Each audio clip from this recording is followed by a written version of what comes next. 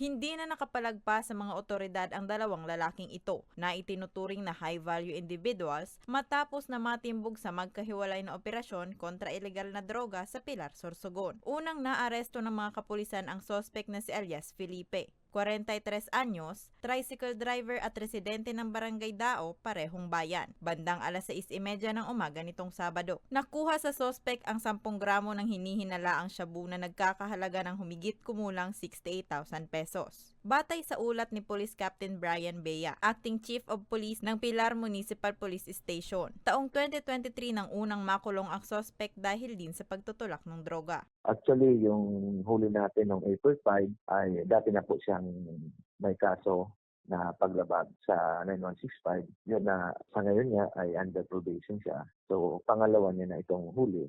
Huli rin ang isa pang high-value individual na kabilang sa Regional Recalibrated Database on Illegal Drugs na si alias Mario, 42 anyos, at residente ng Barangay Marifosque, Pareho ring Bayan, sa ikinasang operasyon bandang 1:00 ng hapon kahapon. Nakuha mula sa posisyon ng sospek ang 5,000 pesos na buy-bust money, isang totoong 500 peso bill at siyam na replika ng 500 peso bill at humigit kumulang 0.8 gramo ng hinihinalang shabu na tinatayang nagkakahalaga ng 5,440 pesos. Siya po ay isa nating drug surrenderer na supposedly dumaan na sa reformation kaso bumalik po sa maling sa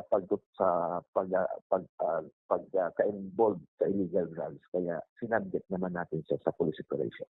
Sa ngayon, nasa kustodiya pa ng Pilar MPS ang dalawang sospek na mahaharap sa kasong paglabag sa Republic Act No. 9165 o ang Comprehensive Dangerous Drugs Act of 2002. Para sa mga balitang tatak Bicol, Rose Bilista.